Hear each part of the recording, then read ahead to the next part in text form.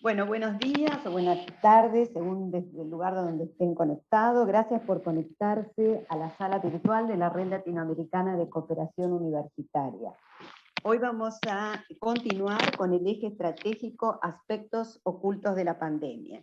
Y tenemos el honor de contar en este espacio con la participación del doctor Emanuel Tau, quien nos va a compartir sus reflexiones sobre el tema la crisis pandémica y el resurgir de las esperanzas utópicas, el problema de los nuevos mesianismos. Gracias, Emanuel, y bienvenido. También me acompaña en este encuentro la licenciada Claudia Santiago, quien es secretaria académica en la Universidad de Belgrano. Claudia nos va a presentar a nuestro invitado y va a coordinar el segmento de preguntas y respuestas, por lo que los invitamos a todos los participantes a que nos hagan llegar sus preguntas y comentarios a través del chat. Adelante, Claudia, con la presentación del doctor Tau.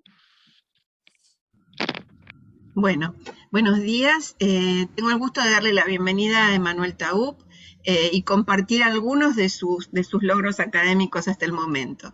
Emanuel es doctor en Ciencias Sociales, formado en Argentina, es investigador adjunto del CONICET, tiene trayectoria como docente en diversas instituciones, tanto en grado como en posgrado. Sus áreas de trabajo son el pensamiento y la mística judía. Es docente de Sociología General en las licenciaturas de Ciencia Política y Relaciones Internacionales de la UB y coordinador del área de Historia de las Ideas. Asimismo, es autor de diversos trabajos, entre ellos podemos mencionar Otredad, Orientalismo e Identidad, de Editorial Teseo, La Modernidad Atravesada, Teología Política y Mesianismo, de Minuit Dávila, Mesianismo y Redención, Prolegómenos para una Teología Política Judía, también de Minuit Dávila, y La Palabra y la Errancia, para una filosofía de la inexistencia, de Editorial Paidós. Bueno, con gusto le doy la palabra a Emanuel y por favor nos van haciendo llegar sus consultas a través del chat y al finalizar la exposición de Emanuel se las hacemos llegar e iniciamos algún debate si nos queda tiempo para ello. Bueno, adelante. Ante todo, bueno, gracias por la presentación. Muy agradecido a la Red Latinoamericana de Cooperación Universitaria también por este espacio y para generar algunas reflexiones en torno a la realidad que estamos viviendo en todo el planeta. También mi agradecimiento a Claudia de Grossi, voy a separar las Claudias, a Claudia Santiago y especialmente a Estela de Villa, que estuvo ahí en la coordinación de todo, y gracias a ella por la oportunidad también, y por convocarme. Ya lo dije antes de la grabación, y como sé que esto se va a colgar, está mal fumar, pero la única libertad que me doy por Zoom es poder fumar, porque en otros espacios cerrados que no sea mi casa no lo puedo hacer. Bueno, para comenzar y sobre todo para dejar algún buen espacio para el intercambio de ideas y las preguntas. Mi propuesta, o por lo menos las reflexiones que quiero compartir, se van a dividir en dos partes, ¿sí? Por un lado, quiero hablar sobre el mesianismo y la pandemia, ¿sí? Esto que conforma el título de esta presentación, de esta exposición, y por el otro lado, por lo menos dejar algunas reflexiones que vengo elaborando desde inicio de esta situación pandémica sobre la pandemia, la muerte o los muertos y la cuestión del duelo. Y un agregado importante de lo que dijo Claudia en la presentación, porque me parece que es muy importante, el libro Otredad, Orientalismo e Identidad es de la editorial Teseo y la editorial de la Universidad de Belgrano, en una colección conjunta que sacamos hace muchos años, pues es un libro creo que del 2008, en donde hay muchos libros que fuimos desarrollando y trabajos que tuvimos la oportunidad de que sean publicados por la universidad, justo con esta cooperación con la editorial Teseo, y que conforman parte de nuestro, digamos, nuestro trabajo de investigación y de docencia en la universidad, y me parecía que era importante porque además son textos que se pueden conseguir y representa un poco todos estos años que estamos llevando adelante nuestras reflexiones y nuestras investigaciones junto a la Universidad de Belgrano. ¿Por qué mesianismo? Sobre todo, en mi caso, mis investigaciones doctorales y más de 10 años de investigación se lo dediqué a este tema, al mesianismo judío, desde las cuestiones teológicas, históricas, filosóficas, místicas, etc. Es parte de mi proyecto de investigación digamos, en el CONICET, que es lo que sustenta la posibilidad de investigar para el Estado argentino. Y en los últimos años han aparecido muchos discursos y han surgido muchos personajes a los que rápidamente, de un día para el otro, se nos empezó a asociar a un concepto que es el mesianismo político. ¿Sí? Algo parecido me ocurrió cuando empezaba mi tesis de maestría y después la tesis de doctorado, que fue, todo el mundo hablaba de mesianismo en un autor que en Argentina es como un bestseller, que lamentablemente se murió tratando de escapar de la Alemania nazi, que es Walter Benjamin, y todos tenían algo que decir en 2004, 2006 sobre Walter Benjamin, ¿no? Walter Benjamin y la memoria, Walter Benjamin y las comunidades originarias, o sea, siempre digo lo mismo. En ese momento histórico en Argentina, por lo menos, en el mundo académico de las ciencias sociales y de la filosofía o de las humanidades, tirabas una semilla y crecía un benjaminiano. Y algo parecido empezó a ocurrir no solo en la prensa y en diferentes análisis politológicos en Argentina, sino en Latinoamérica, Estados Unidos y otras regiones, con este concepto del mesianismo político. Y parte de lo que quiero presentar hoy tiene que ver con, bueno, desentrañar un poquito qué hablamos con mesianismo, por qué surge el concepto de mesianismo político y por qué en este contexto, que ya llevamos un año y medio por lo menos, este contexto pandémico, este resurgir de diferentes personajes, diferentes discursos a los que se asocia un mesianismo político, se ha hecho cada vez más fuerte y preponderante. Ante todo, como siempre preparé una charla de 4 horas, pero voy a tratar de no extenderme porque la verdad es que me gusta mucho el intercambio y me parece la forma más interesante de generar pensamiento. Pero sí algunas cuestiones particulares y dejarle un espacio a algunas reflexiones sobre la pandemia. El mesianismo surge en la tradición judía, en el mundo judío, desde la narrativa bíblica, pero no es una sola cosa, ¿no? Como en todos los judíos, no hay una sola cosa, sino que el mesianismo constituye una idea, una potencia, un concepto, un ideal, y lo que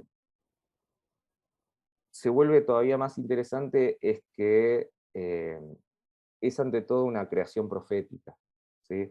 Lo que llamamos Biblia judía o Antiguo Testamento está dividido en 3 partes, desde lo que es el canon bíblico judío, el Pentateuco, la Torá, que es la única parte revelada, ¿sí?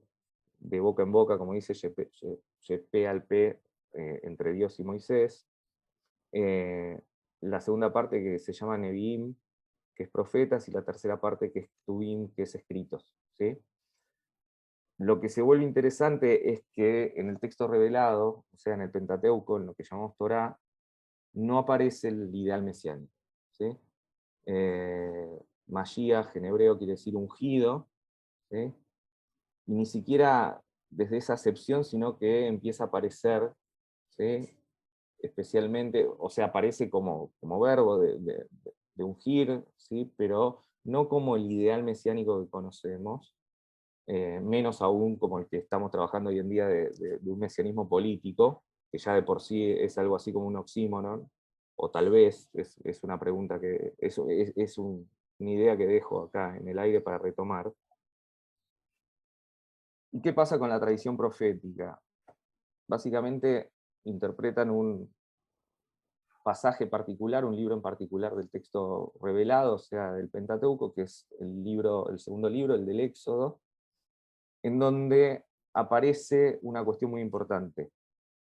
es la historia de Moisés, ¿sí? De la salida de Egipto, de la constitución de esto que llamamos los hijos de Israel o el pueblo judío después, de la revelación sinaica y de la llegada a lo que se entiende como la tierra prometida. Estos elementos constituyen el fundamento del mesianismo judío, ¿sí? Y son los que retoman los profetas para construir este ideal. Básicamente, la salida de la opresión, de la esclavitud, de algo trágico, la construcción, ¿sí?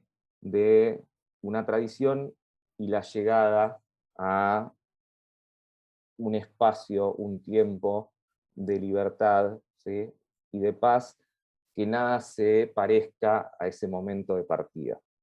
Hay un autor muy importante dentro de la filosofía judía del judío alemana entre el pasaje del siglo XIX y el siglo XX, se llama Hermann Cohen, que tiene una frase que me parece interesante para plantearla acá, y es que el mesianismo debe ser visto como una creación de ideas producidas por la profética en la historia, y dice, la idea de historia es una creación del profetismo.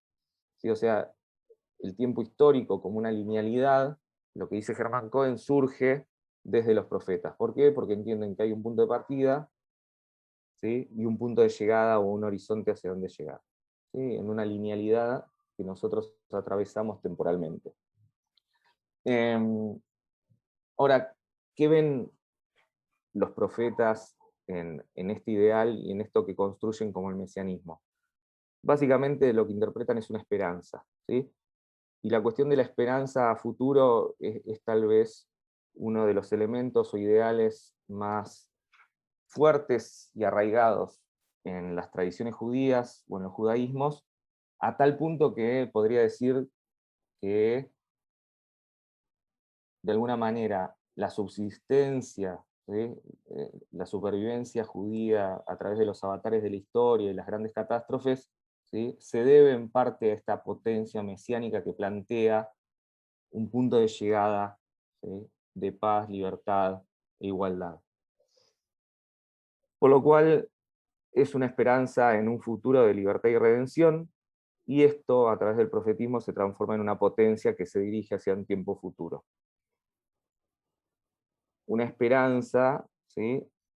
Construida en una temporalidad universal, y esto también es importante decirlo, más allá de las interpretaciones posteriores, porque entiendo que los judaísmos o el judaísmo es una tradición interpretativa ante todo, ¿sí? Nosotros construimos y partimos desde el texto bíblico no solo una forma de vida, porque digamos no es solamente la ley, sino que tiene que ver con enseñanzas, guías, interpretaciones. La construcción del saber judío es justamente la de tomar, ¿sí? Y a cada momento histórico llevar con nosotros todos aquellos comentarios e interpretaciones que se hacen desde ese texto revelado que apareció, ¿sí? Como fundamento de la tradición. También cuando digo tradición es porque no entiendo el judaísmo solo como una religión, sino que la religión judía es parte de algo mucho más amplio, que es la tradición judía, las costumbres, una forma de vida, una ética, una mística, ideología, política, o sea, son diferentes elementos que también hacen a la complejidad del judaísmo. Ahora, lo interesante es que este ideal se convierte en una potencia histórica, ¿sí? En donde el tiempo termina siendo atravesado, ¿sí? O por lo menos el tiempo atraviesa la materialidad finita de la historia, ¿sí? A la que trasciende. Y acá, hace ya un tiempo, valga la redundancia, trato de explicar que lo que nosotros entendemos como el concepto de eternidad para el judaísmo no es un concepto temporal, sino que es espacial, ¿sí? Solamente pueden habitar el tiempo aquellos que experimentamos, ¿sí? La finitud. O sea, tiempo se vivencia cuando vos nacés, creces, sobrevivís y morís. Dios no tiene tiempo, ¿sí? hablar de la eternidad de Dios es hablar de un espacio, por eso es un concepto espacial, porque no habita en el mundo material, ¿sí? La materialidad y la finitud, tanto del mundo como de los seres humanos, es lo que permite experimentar el tiempo. Ahora, el ideal mesiánico se vuelve entonces un ideal, una potencia futuro en la temporalidad, pero que atraviesa la materialidad, la historia y de la vida, y además de nuestra finitud. Y se vuelve en ese sentido un ideal como una guía de existencia, ¿sí? Que posibilita la supervivencia. Es ante todo una actitud frente a la historia, y es una forma de vida que se dirige a la vida en este mundo en un futuro, depende más lejano, más cercano, y eso va a depender también de las acciones de los seres humanos. Y esto es importante porque para el judaísmo el mesianismo es en este mundo, ¿sí? Y el punto de partida siempre es una situación histórica determinada, mientras que el punto de llegada es un ideal, ¿sí? Y ahí empiezan a tensionarse estas dos ideas y estas dos formas de habitar el tiempo, ¿sí? Saber que el punto de partida, así como en el Éxodo era la esclavitud, o sea, tiene que ver con los avatares históricos, pero entendiendo que el lugar de llegada es un ideal, una potencia futura, eh, que se constituye como justamente algo imaginado. ¿Qué quiero decir con esto? No hay un mesianismo en el judaísmo. Se entiende que los elementos que constituyen el ideal mesiánico son estos que expresé rápidamente, pero si nosotros vamos a los profetas, cada profeta va a plantear el camino de llegada de otra forma, ¿sí? No solo eso, la tradición rabínica posterior, ¿sí? Que es la del Talmud. El Talmud es este libro, o estos dos, porque es un Talmud de Babilonia, otro Talmud de Jerusalén, que se constituye a través de las discusiones de las escuelas rabínicas en estos dos territorios, entre el siglo II y el siglo VI, y que después se compilan, interpretan también a su manera, ¿sí? El ideal mesiánico y la posibilidad de llegada y cómo llegar a este tiempo mesiánico. No solo eso, sino la tradición de la filosofía judía racional que surge en el siglo XII, ¿sí? Entre el XII y el XIII, en adelante, también va a tomar el ideal mesiánico de una manera particular para pensar justamente qué significa y qué instala hacia adentro del mundo judío. Y para agregarle una complicación más, las tradiciones de las narrativas místicas, que surgen entre el siglo I y siglo II, ¿sí? En adelante, también tienen otra forma de entender la mística. Básicamente decir que es un lío grande, ¿sí? Ya el judaísmo es un lío grande, mucho más, ¿sí? Las diferentes tradiciones interpretativas que toman esta potencia, que tiene un sustento, una base, y que se interpreta de diferentes maneras, según las narrativas, según las tradiciones, ¿sí? Judías, pero también según el momento histórico. Ahora, ante todo lo que hablaba era de esta universalidad, porque fuera de algunas excepcionalidades, ¿sí? En la tradición rabínica y sobre todo en la tradición mística, el mesianismo constituye tal vez el ideal más universal dentro de los judaísmos, ¿sí? Porque este tiempo mesiánico a futuro nunca se plantea como un tiempo judío, sino como un tiempo de paz entre todos los pueblos, como el reconocimiento de la ley divina, no de la ley judía, de la ley divina, y el fin del tiempo histórico como lo habitamos, ¿sí? En ese sentido, se lo considera como un eterno presente, ¿sí? Donde la concepción temporal que tenemos hasta hoy en día, hasta nuestros días, se modifica justamente sostenida por una historia que se modifica, por una situación histórica que plantea la paz entre las naciones o entre los pueblos.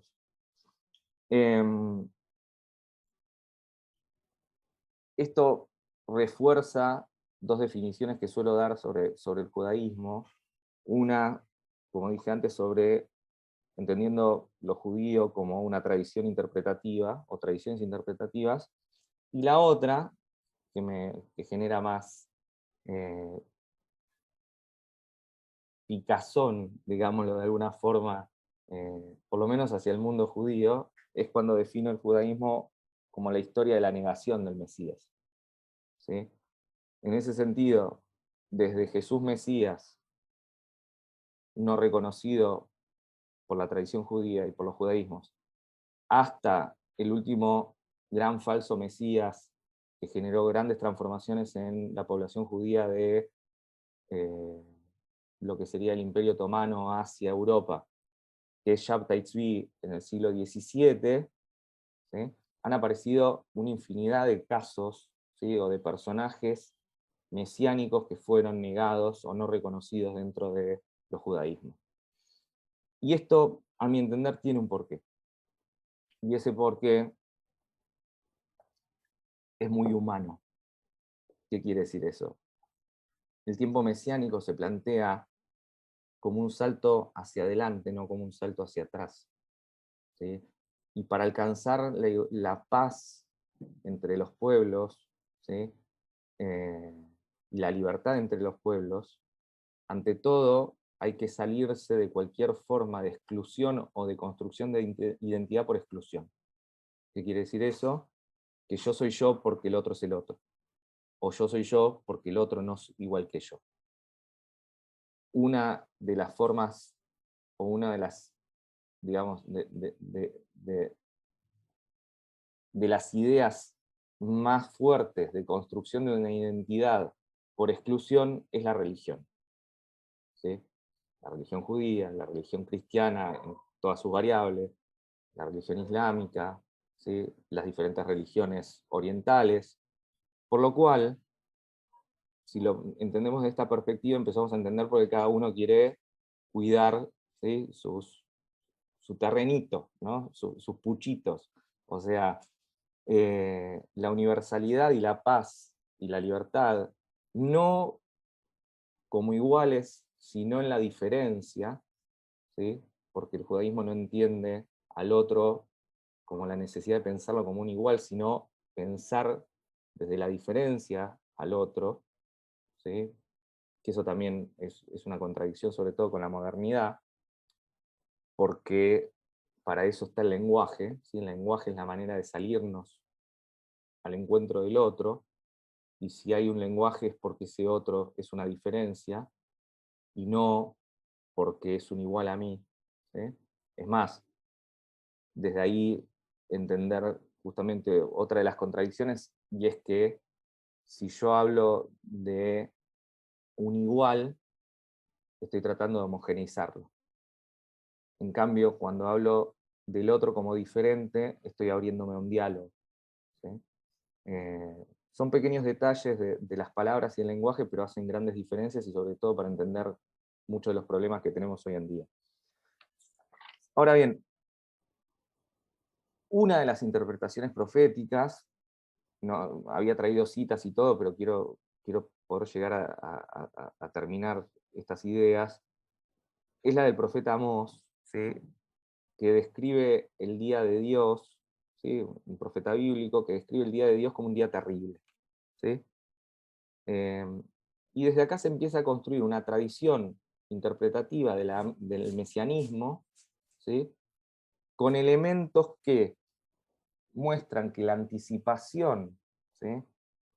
A la pronta llegada de un tiempo mesiánico, ya sea como un tiempo mesiánico o como la llegada de un Mesías persona que viene a instalar este tiempo mesiánico, ¿sí? Pasa por la necesidad de una catástrofe como antesala. ¿Sí? Exilio, destrucción, esclavitud, humillación, cambios en el orden natural, interrupción de la ley, no reconocimiento de Dios. ¿Sí? Por lo cual, atravesando esa experiencia, ante la posibilidad justamente de instalar y llegar a este tiempo mesiánico, lo que se produce es todo lo contrario. ¿Sí? La redención y la paz, la abundancia y la producción o el milagro de la tierra fértil, ¿sí? En esta nueva temporalidad y espacialidad que es el tiempo mesiánico. Y dejo esto porque va a ser importante para entender también la pandemia, ¿sí? Por lo cual, el mesianismo judío es, ante todo, una convivencia en este mundo entre la dimensión divina y la dimensión mundana y humana, sobre la base, desde esta interpretación, ¿sí?, de una catástrofe histórica. Esto, como un gran maestro, el que inventó la historia de la Cábala y de la mística judía, que es Gershom Scholem, lo identifica con una tradición que es, o con una fuerza que es, él entiende el mesianismo como tres fuerzas que interactúan, y a esta específica la llama la fuerza utópica, ¿sí?, la que no plantea ni restaurar algo que se perdió, ni conservar algo que está en peligro, sino crear un nuevo orden, ¿sí?, crear algo diferente. Me parece que empezamos, o por lo menos espero que se empiece a vislumbrar al punto que quiero llegar. Básicamente es que para el judaísmo, el poder soberano divino de Dios se vincula y nunca dejó de vincularse con el mundo material, pero con un elemento en particular, y es que para ninguna tradición judía, o sea, para el judaísmo en general, no existe ni puede existir una encarnadura divina en el mundo material, ¿sí? O sea, ni siquiera el Mesías es pensado como Dios en el mundo o como algo divino en el mundo, sino que el Mesías es una figura que viene a traer, ¿sí?, a adelantar este tiempo mesiánico. ¿Por qué digo esto? Porque el cambio importante que aparece y que transforma la historia, no de Occidente, sino digamos, del mundo, es el cristianismo, ¿sí? Porque por primera vez, ¿sí?, una figura como Jesús Mesías cambia el sentido de esta concepción, ¿sí? Vuelve realidad lo inconcebible, que es la encarnadura o la encarnación de lo divino en el mundo material, representando, ¿sí?, el poder soberano divino en el mundo. Ahora, no me voy a meter ahora en el cristianismo, pero teniendo en cuenta esto, ¿sí?, que lo que simboliza es, ¿por qué digo que Dios no puede presentarse, ¿sí?, en el mundo material? Básicamente en un pasaje, después lo pueden buscar, del texto bíblico revelado, que es Éxodo 33, en donde Moisés le pregunta a Dios, o le dice que quiere ver su gloria, que quiere conocer su rostro, y Dios le contesta: ningún ser humano puede ver mi rostro, puede ver mi gloria y seguir con vida, ¿sí? Por lo cual, lo que llamamos Dios en el mundo material, en realidad es la destrucción de lo creado, ¿sí? Pues no pueden habitar en la misma dimensión, ¿sí? Todo esto se transforma con la figura de Jesús Mesías, pero todavía hay una transformación más, y esta transformación se da un tiempo después, cuando el Imperio Romano, que es el paradigma del poder soberano en el mundo, y lo político, la institución política por antonomasia, ¿sí?, incorpora y adopta el cristianismo, que es el paradigma del poder soberano divino en el mundo. Por lo cual, desde este momento histórico particular hasta nuestros días, ¿sí?, surge una nueva narrativa que se llama la historia universal, en donde en lo político y secular coincide lo divino y lo humano, ¿sí?, ambos poderes soberanos que legitiman toda institución que representa estos dos mundos, ¿sí? Esto genera, ante todo, una nueva idea de verdad, ¿sí?, y una nueva idea de poder, y nuevos actores políticos o teológicos políticos en la historia. ¿sí? Ahora hay una atadura de lo divino a lo terrenal, y que en lo terrenal queda determinado. Y por otro lado, en esta coincidencia entre lo político, la institución política y la figura, ¿sí?, representante de lo divino en el mundo, eh, el poder soberano pasa a estar encarnado en la institución, ya sea la institución religiosa, la institución política, la institución social, ¿sí?, o sea, en el poder. Que sobre todas las cosas, lo que consigue desde ahí es algo que no se consigue desde la ley, que es la legitimidad. Hay algo más profundo, ¿sí?, más hondo, que tiene que ver con nuestra legitimidad a las instituciones políticas, hasta les diría con nuestra legitimidad a la realidad que vivimos, y que pasa por este entrecruzamiento entre un poder divino y un poder mundano. Del Imperio Romano al reino, ¿sí?, del reino al Estado-Nación, y del Estado-Nación a la figura del político, del líder carismático, empieza a filtrarse, ¿sí?, estas visiones. Por lo cual, primero, la supuesta secularización de la modernidad, en realidad es un reforzamiento de la legitimidad ahora en la institución política representada por el Estado como Dios Padre, ¿sí?, como Dios legislador que premia, castiga y que da la ley en el mundo. Y no solo eso, sino que el representante que detenta esta representación, o sea, este poder o este carisma, encarna ahora la figura de lo mesiánico, ¿sí? Por lo cual, ese Dios lejano y abstracto se transforma en institución, y particularmente en Estado-Nación, y ese Mesías humano y cercano, que era Jesús Mesías, aparece representado en el político, o en lo político, ya sea como representante de esa institución o como representante de la sociedad. Porque el Mesías siempre carga por lo menos dos sentidos, ¿sí? Lo interesante me parece que hoy, para empezar a cerrar y poder abrir a la charla, la próxima vez, Estela, la hacemos de 2 horas y media, 3, ¿sí? Lo interesante hoy, ¿Cómo no? en pandemia, justamente como una situación de catástrofe y de destrucción, es que sale a la luz o se devela con toda su potencia algunos elementos en particular. Primero, la relación entre la potencia o la fuerza mesiánica utópica judía, que siempre comprendió que los avatares históricos determinan la aceleración del tiempo mesiánico, y especialmente la catástrofe y la destrucción, con la apocalíptica cristiana, y que ahora ambos elementos devienen política y legitimación del poder.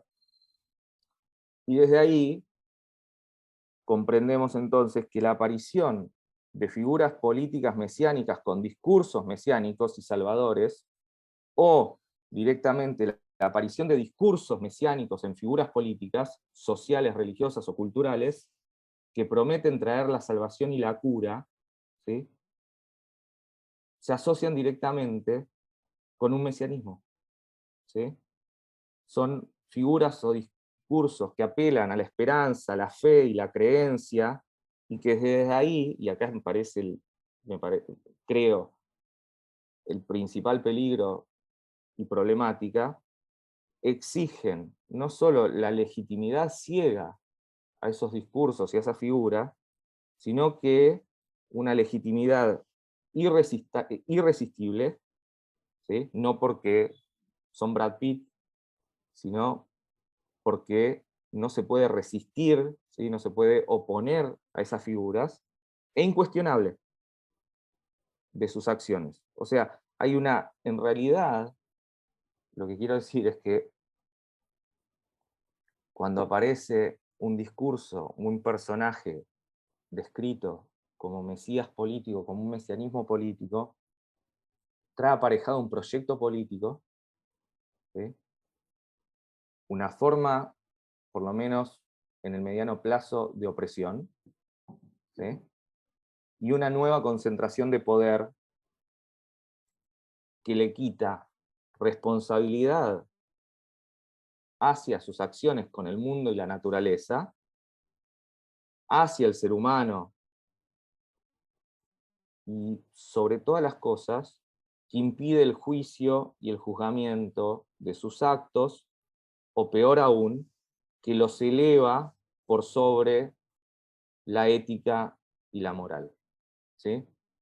Y estoy hablando de figuras como Bolsonaro en Brasil, como Trump en Estados Unidos, como Putin en Rusia, como Xi Jinping en China, y así, ¿sí? Podemos dar cuenta de un montón de figuras que hoy en día se los describe como, como mesianismos políticos, ¿sí?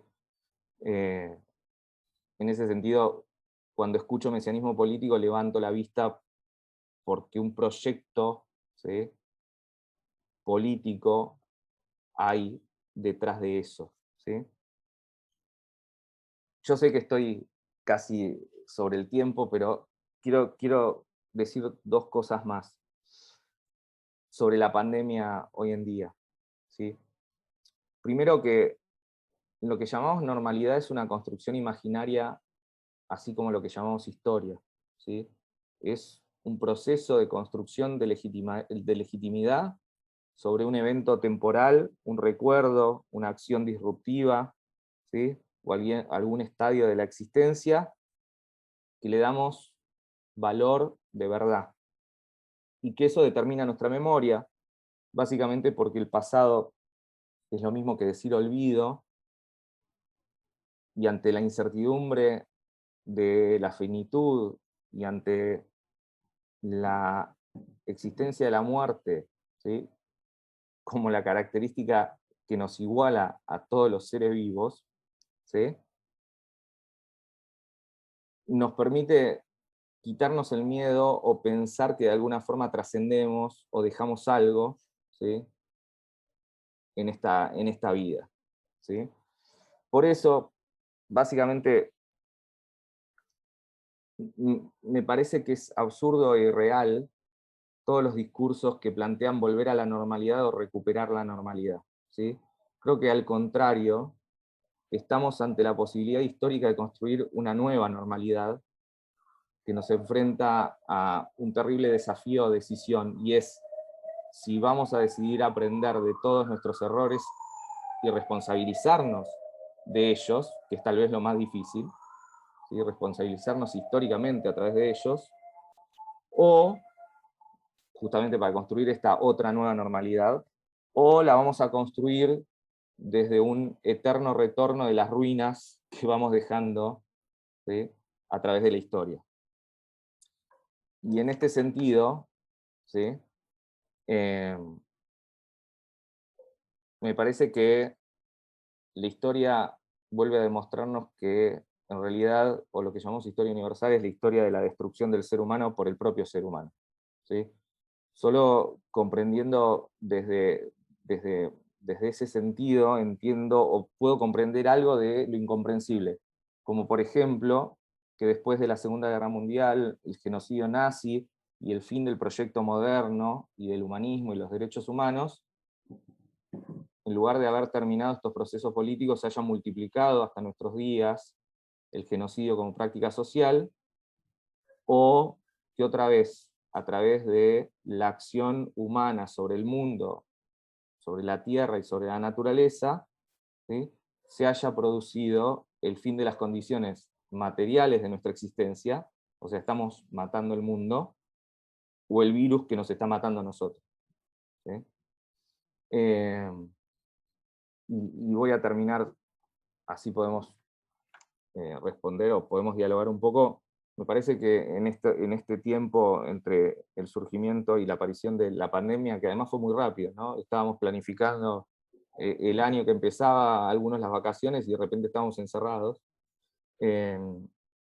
Paul Preciado, que es, a mi entender, uno de los pensadores o filósofos transgénero más interesantes de nuestro día, creo que dijo, o sea, escribió, pues todos se pusieron a escribir, ¿no? Es como, bueno, pandemia, escribimos todos, ¿no? Escribimos todo sobre la pandemia, ¿sí? Los primeros meses, los primeros días de pandemia, escribimos todo. Todavía no habíamos, la pandemia no era pandemia y ya estaban todos escribiendo sobre la pandemia. Y hay un texto que él escribe,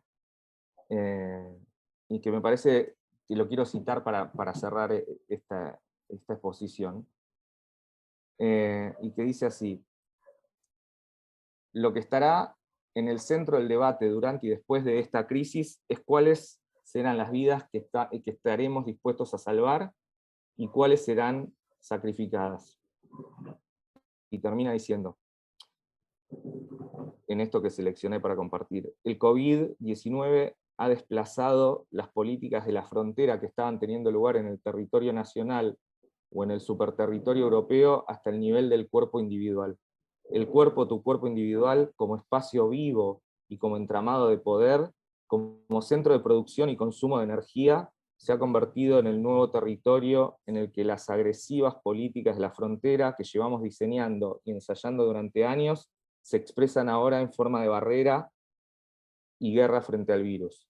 La nueva frontera se ha desplazado desde las costas de Grecia hasta la puerta del domicilio privado. Y la frontera no para de cercarte, empuja hasta acercarte más y más a tu cuerpo. Calais te explota ahora en la cara. La nueva frontera es el barbijo. La nueva frontera es tu epidermis. ¿Sí? Creo que estamos ante una posibilidad única de, justamente como consecuencia de tener la muerte en nuestro cuerpo, de transmitirla, de tenerla al lado de nuestra puerta, ¿sí? Repensar al ser humano y qué proyecto de nuevo mundo queremos construir, porque lo normal hasta ahora siempre fracasó. Muchísimas gracias. Muchas gracias a vos, Emanuel. La verdad te agradezco mucho la claridad de la exposición, del desarrollo histórico y conceptual, sobre todo para algunos de nosotros que no somos especialistas en estos temas, y las puertas que abrís a la actualidad. Te voy a hacer llegar algunas reflexiones y consultas de quienes te están escuchando.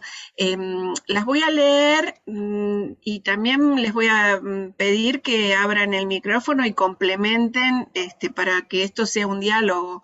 Sí, Clau, si preferís que hablen en el micrófono y me pregunten directamente, yo no tengo problema, sobre todo por el tiempo.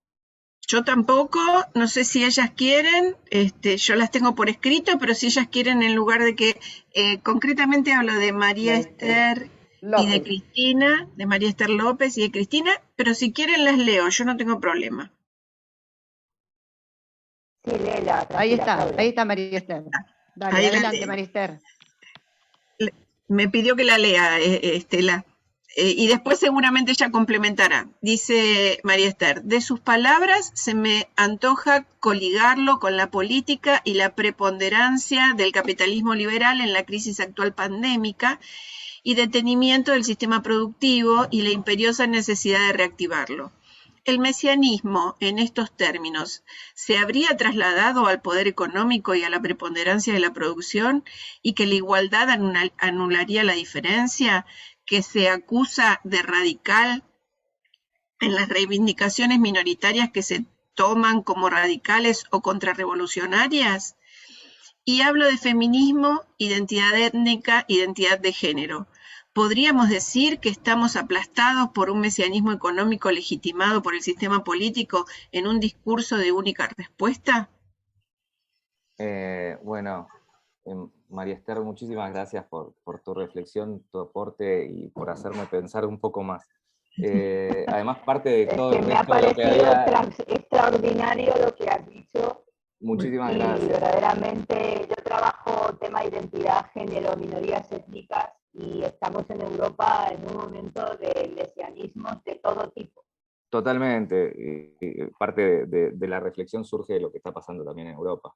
Por eso quería terminar con Preciado, porque justamente estas prácticas, ¿no? de la a mayor globalización, más muralla, más muro, más frontera, ¿sí? Aparece una nueva realidad que me parece que todavía nos va a llevar a algo peor en el sentido de estas prácticas, porque soy muy pesimista. O sea, para mí esto no es una pandemia, sino que es el inicio de muchos virus que van a venir, ¿sí? Porque el daño ya lo hicimos en el medio ambiente, en la tierra, en el mundo.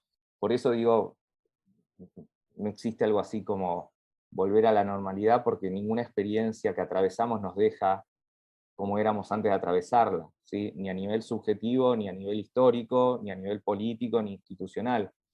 Pretender volver a una normalidad es volver a algo que ya no existe, ¿sí?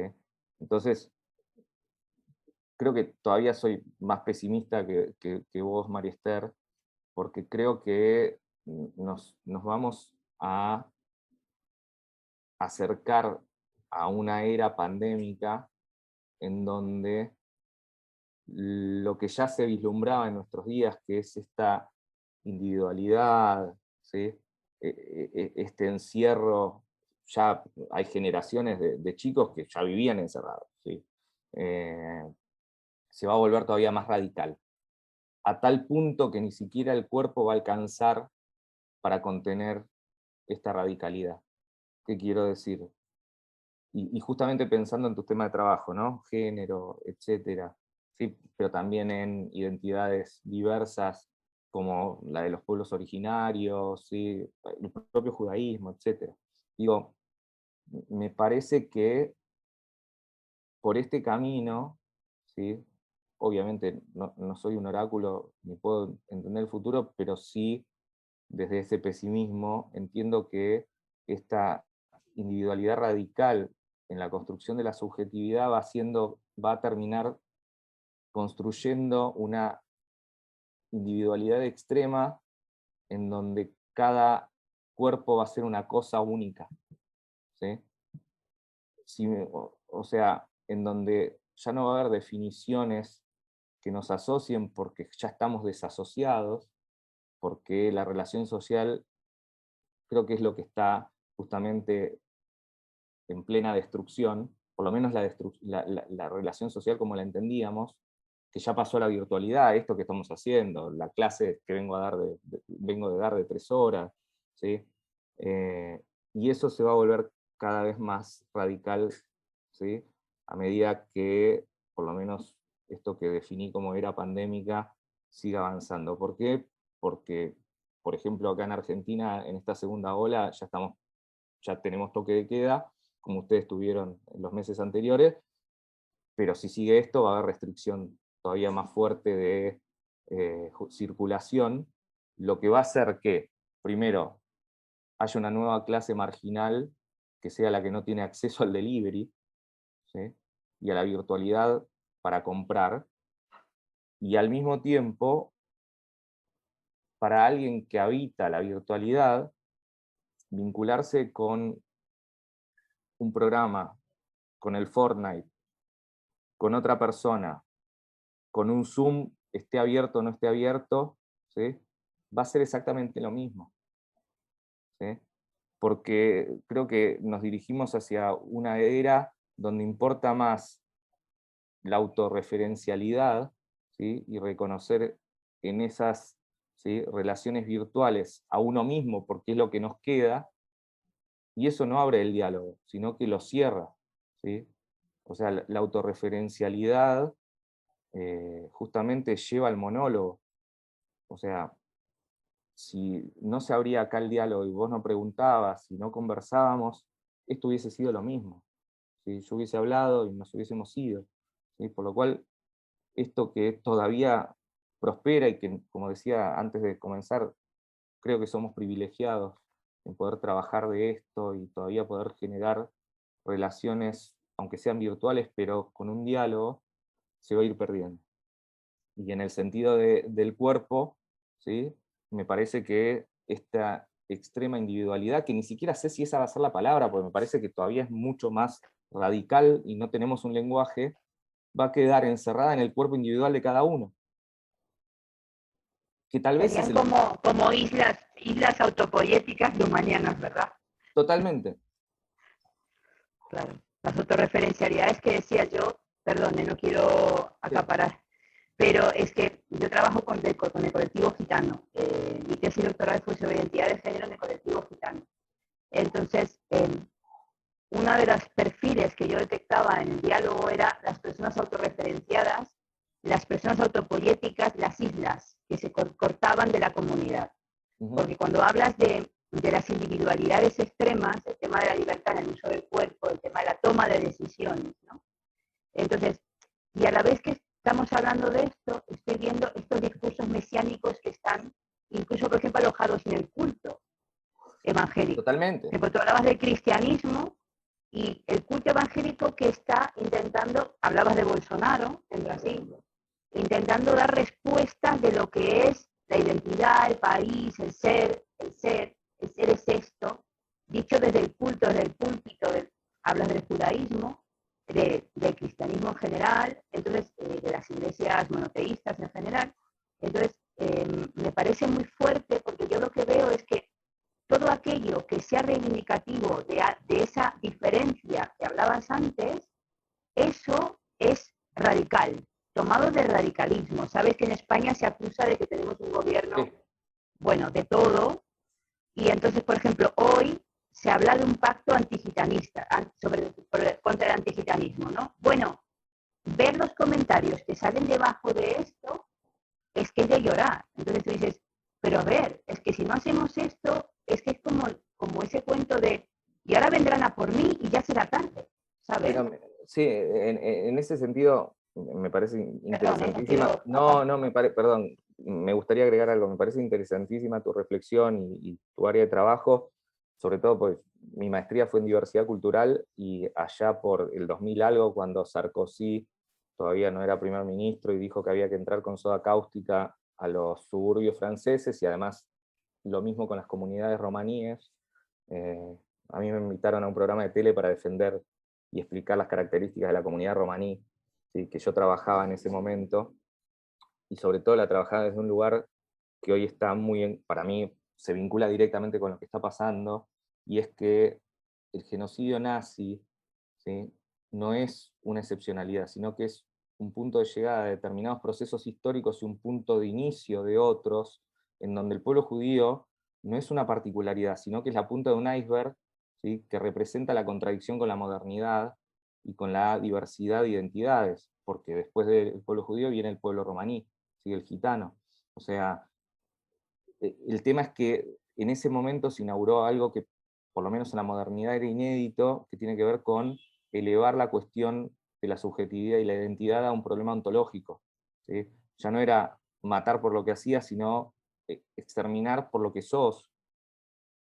Y eso, digo, yo no tengo una sola visión, lo que encuentro son contradicciones, o sea, hay contradicciones en los mismos procesos, y hoy veo estas contradicciones, que no sabemos para dónde, o sea, para dónde se van a ir, porque por un tema, por un lado, y sobre todo por las características de muchas de estas comunidades, digo, las identidades, estamos en un tiempo donde tenemos libertad para reafirmarlas y al mismo tiempo estamos encerrados para no relacionarnos. Sí, así es. Entonces, ahí aparece una gran contradicción. Paradójico.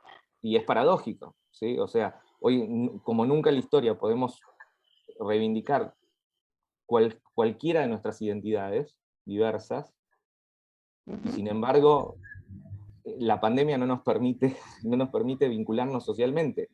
¿Sí? O sea, nos encerró en nuestra individualidad, nos encerró en nuestra subjetividad. A eso es donde estoy reflexionando y yendo. Emanuel, no quiero interrumpir el intercambio, pero Cristina también nos hizo llegar algunas consultas, y para respetar el horario prefiero leerlas y después continuamos conversando. Sí, yo soy un irrespetuoso de los tiempos, así que... Bueno, te ordenamos. No, estuviste muy bien, muy acotado en el uso del tiempo, así que es más, te iba a felicitar. Gracias. Bueno, Cristina Peñafort te consulta lo siguiente, abre el diálogo en torno a este tema. ¿Qué es lo fundamental para que la humanidad supere este reto actual de la pandemia, por un lado? Y en segundo lugar, ¿cómo se explican las reacciones de grupos humanos sobre fiestas clandestinas, protestas, no uso de tapabocas en esta época de pandemia? Y por Yo supuesto, creo, Cristina puede abrir su micrófono y complementar sus consultas. yo creo que, o sea, una buena solución sería acelerar la extinción del ser humano, que resolvería todos estos problemas.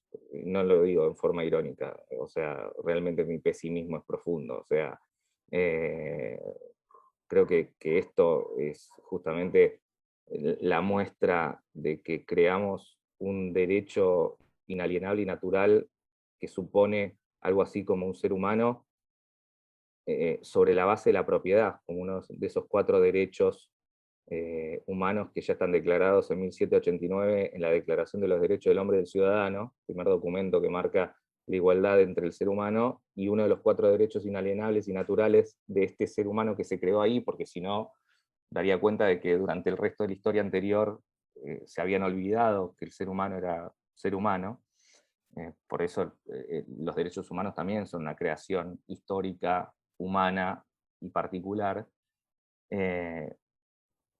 que justamente generó, a mi entender, lo contrario. O sea, el derecho de propiedad lo que hizo no fue responsabilizarnos por el mundo que habitamos, sino liberarnos a hacer lo que queramos sobre el mundo, ¿sí? Porque es nuestro.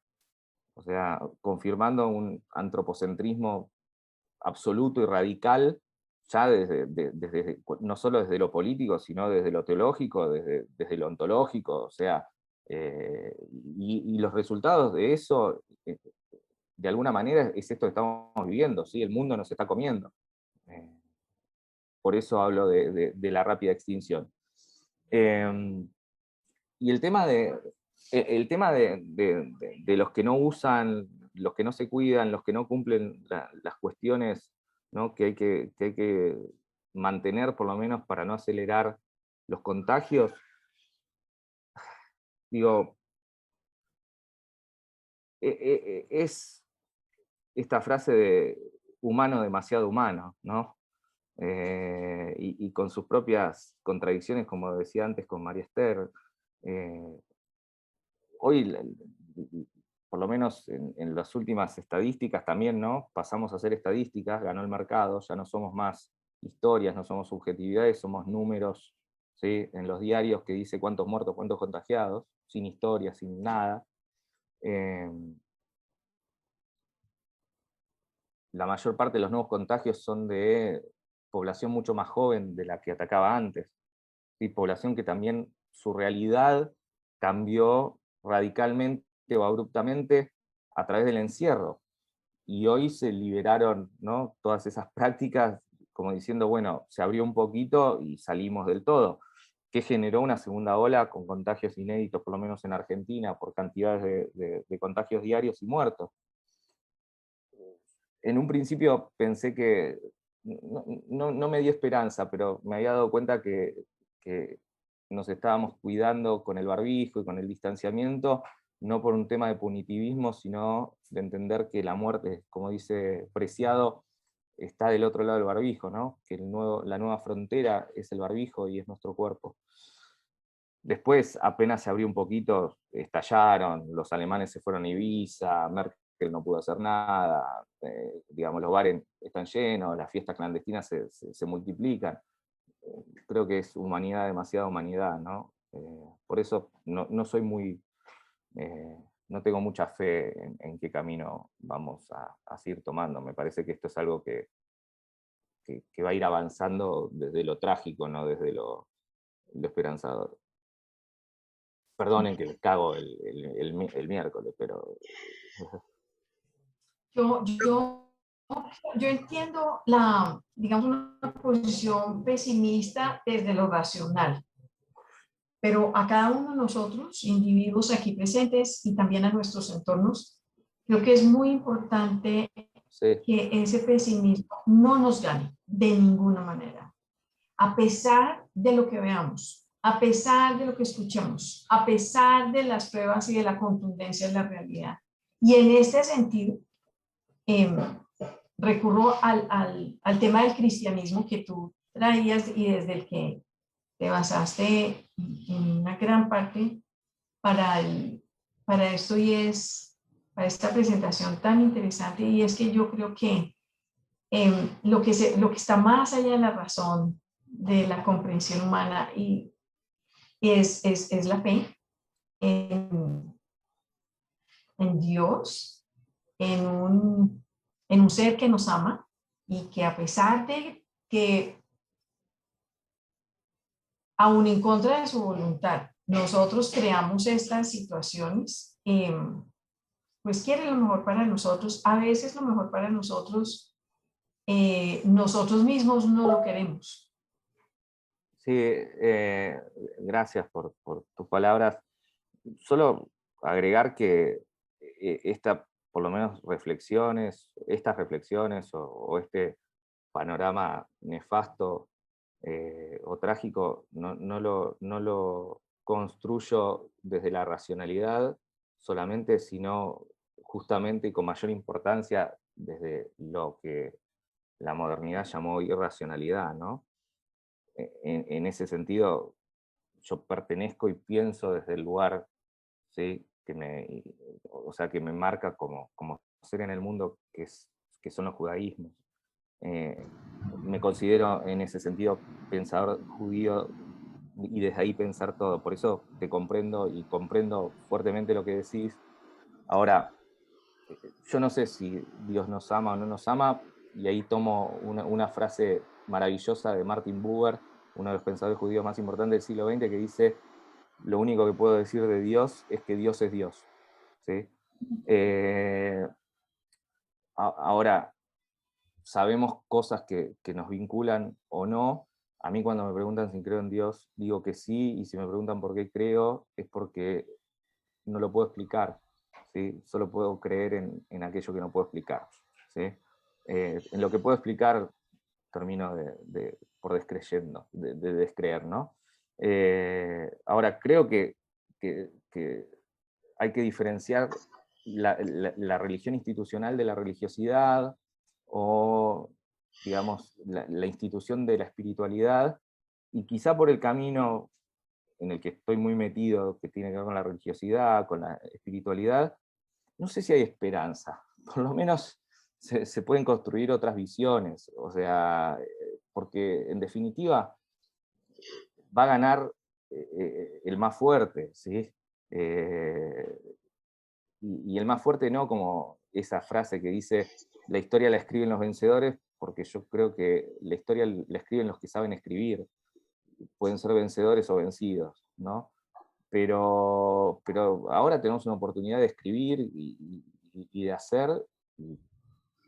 Hoy digo esto, hace 8 meses pensé que estábamos siendo responsables y nada, los resultados fueron otros.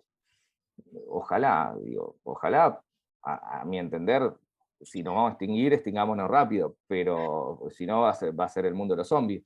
Pero bueno, no sé para dónde vamos, porque lo que Manuel, creo, sí, te hago llegar una... Sí. solo para terminar, es que se viene una nueva realidad y tiene que ver con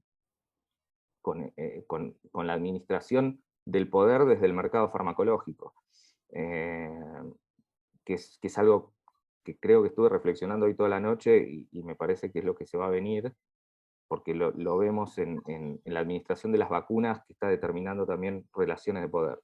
Uh-huh.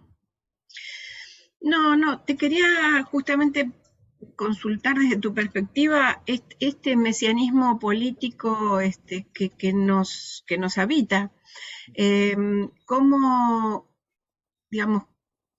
¿Cómo podríamos pensarlo desde esa utopía y esa potencialidad judaica que vos planteaste en tu caso, ¿no? Pero que creo que trasciende el judaísmo? Sí, es lo que traté de decir. claro. ¿Cómo podríamos proyectarnos hacia eso, digamos, Primero, tratando de aportar una visión que no lleve únicamente a la no, destrucción? pero bueno, pero primero creo que es reinterpretando, conociendo las fuentes y comprendiendo que ya sea desde el judaísmo, es una potencia, ¿sí?, universal y esperanzadora a futuro, de una nueva forma de mundo, y desde el cristianismo, ¿sí?, justamente lo mismo, o sea, más allá del cambio teológico y teológico-político que hay, ¿sí?, entender que la representación mesiánica es de la figura de Jesús Mesías, ¿sí?, y no puede ser apropiada por el poder político de turno.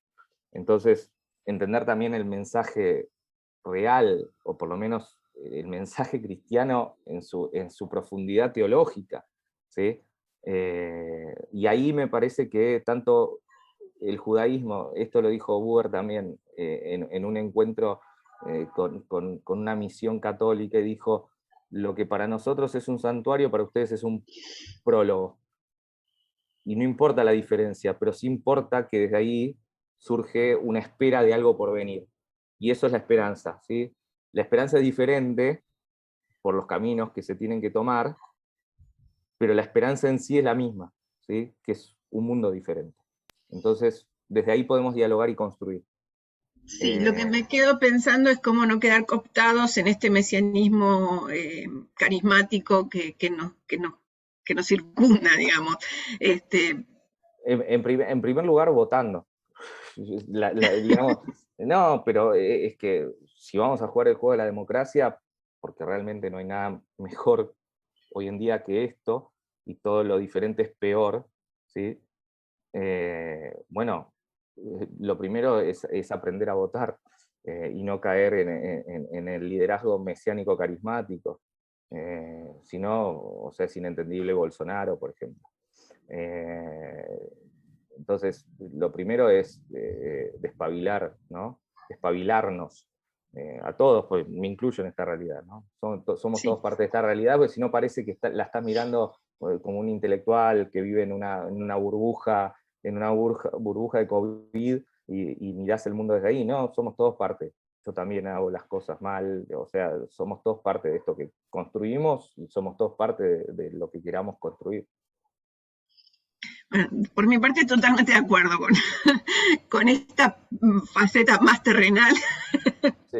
Y con la anterior también, pero me abriste múltiples preguntas con las que continuaré lidiando, y seguramente el resto del auditorio. No vi más preguntas en el chat. No sé si alguien quiere abrir su micrófono y hacerle llegar alguna pregunta más, alguna reflexión acá, Cristina, sabiendo que nos queda poquito tiempo porque ya superamos el horario. Sí, 30 Adelante, segundos. No Cristina. es un discurso, pero sí, sí es nuestra responsabilidad de adultos y de adultos de fe frente a otros adultos de fe o de no fe, frente a los jóvenes que necesitan unos referentes fuertes en este momento, y frente a nuestros niños. Una cosa muy importante es que es muy importante fortalecernos nosotros para que estos chiquitos tengan esa fortaleza y ese recuerdo de cómo salir adelante en la vida. Y esto no es por un título, por educación, por plata, no, es una fortaleza interior que no viene de nosotros. Terminé. Sino de arriba. Lo único que puedo decir y también para despedirme, agradecerles, y quedo a la espera de cualquier llamado para seguir con conversaciones y reflexiones sobre este tópico que es el que me parece que es el que hay que pensar hoy en día. No sé si tendría que reflexionar si estoy de acuerdo con esto del adulto y lo no adulto, pero sí estoy de acuerdo que la única forma de empezar a transformar algo es a través de la educación. O sea, y es lo que más dañado está en Latinoamérica. Entonces, si no empezamos desde ahí, más allá de adultez o infancia, no va a haber, o sea, yo creo que los adultos hoy en día hay que desestimarlos a todos porque ya se educaron de otra forma, pero creo que justamente es la educación tal vez una de las únicas herramientas que tenemos para cambiar algo. Bueno, Emanuel, si nadie más te quiere hacer llegar alguna reflexión o pregunta, creo que daríamos por finalizado el encuentro. Te agradecemos muchísimo los conceptos y lo que nos permite abrir nuestras mentes a esta situación actual, porque realmente todos necesitamos nutrirnos de elementos para poder atravesarla, digamos, y esperemos superarla. Y tenemos que agradecer, como vos dijiste al principio, poder estar compartiendo estos espacios muchísimo. Sí. Muchísimas gracias por tu conocimiento. Gracias. Buenas tardes. Cuidaros todos y todas, ¿eh? Gracias Bueno, a todos. Gracias, bendiciones. Gracias. Chao. Nos vemos Adiós. pronto. Chao. Nos vemos, Chao, adiós. chao. Bye.